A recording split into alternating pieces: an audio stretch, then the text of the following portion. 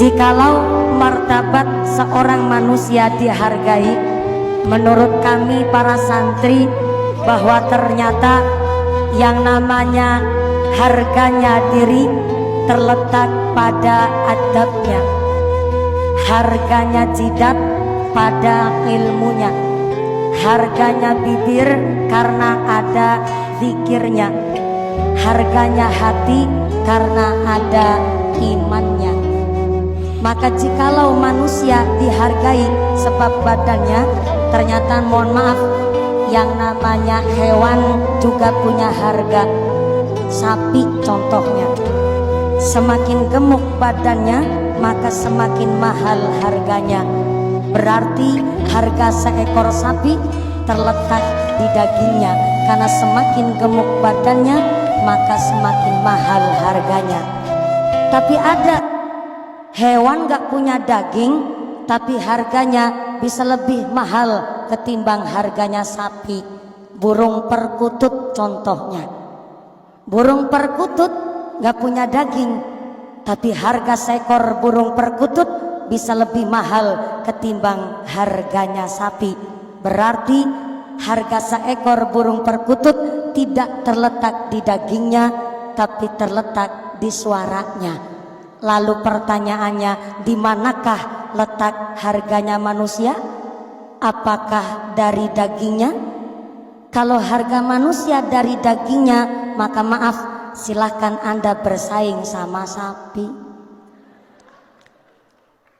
Maka dari sini, entah yang gemuk, entah yang kurus, jangan berpikir saya sedang body shaming. Entah gemuk, entah kurus, yang rambutnya ikal, yang rambutnya lurus, yang punya banyak duit, yang punya banyak fulus, bahkan ternyata yang kulitnya hitam, yang kulitnya putih mulus. Ternyata Kanjeng Nabi mengangkat harkat martabat kita dengan tulus.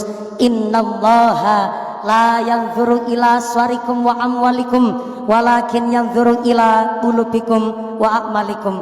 Ternyata Allah Subhanahu wa taala menilai manusia bukan dari harga derajat pangkatnya, bukan dari harga bentuk rupanya, bukan dari harga harta bendanya, tapi Allah melihat manusia dari martabat hati nurani dan amal ibadahnya kepada Allah Subhanahu wa taala.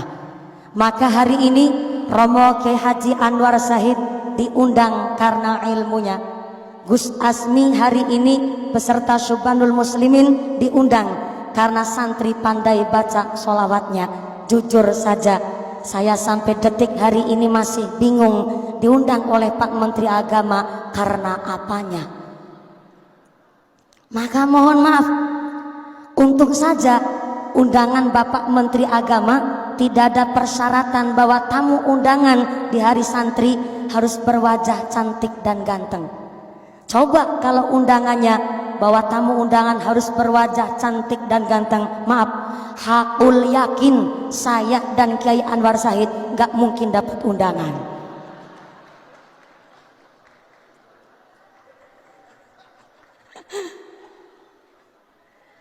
Maaf Kiai.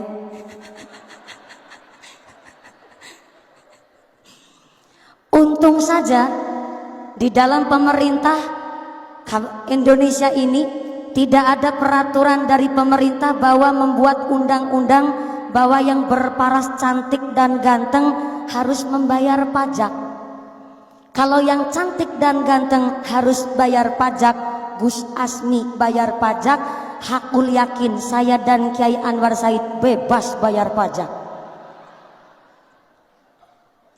Maka dari sini alhamdulillah kemarin telah diresmikan PMA, Peraturan Menteri Agama nomor 73 tahun 2022, bahwa yang namanya bersiul sampai merayu ataupun menatap dengan syahwat termasuk dalam kategori kekerasan seksual.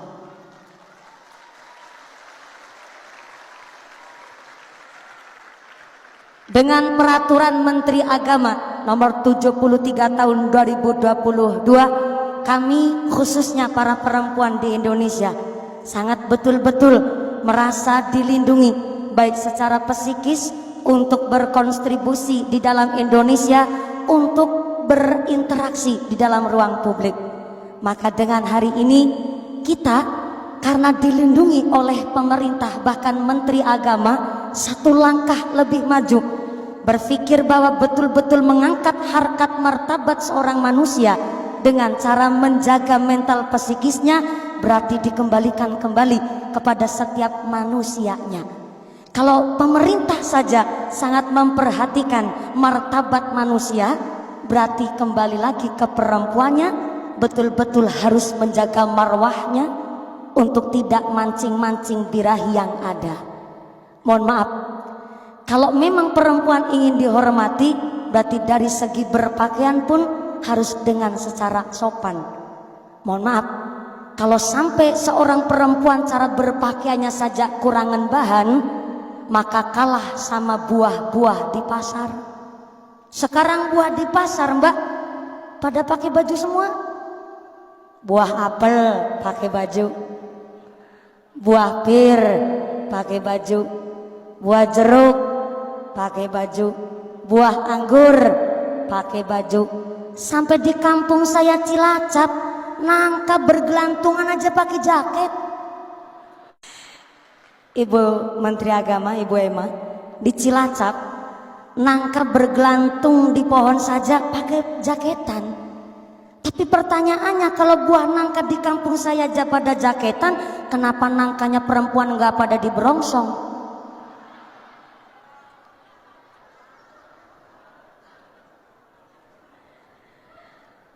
Maka hari ini kita sebagai seorang santri harusnya bangga, karena kita di pondok pesantren, Masya Allah, betul-betul menjaga marwah seorang perempuan.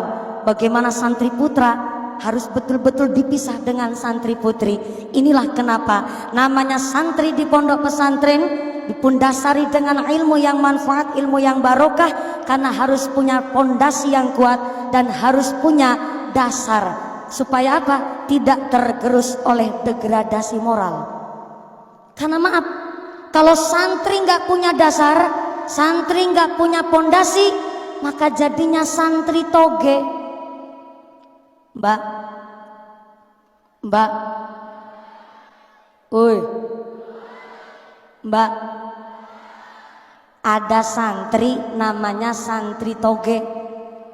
Apa sih namanya toge? Sifatnya toge, nggak tahu duduk perkaranya, nggak ngerti kentang kimpulnya, asal ngikut baik. Ada bakso, toge ngikut. Ada bakwan, toge ngikut. Ada soto, toge ngikut. Sampai-sampai ada tahu isi alias berontak, ngikut baik. Yang namanya toge. Anjay. Dan ternyata yang namanya toge nggak tahu duduk perkaranya, asal ngikut baik.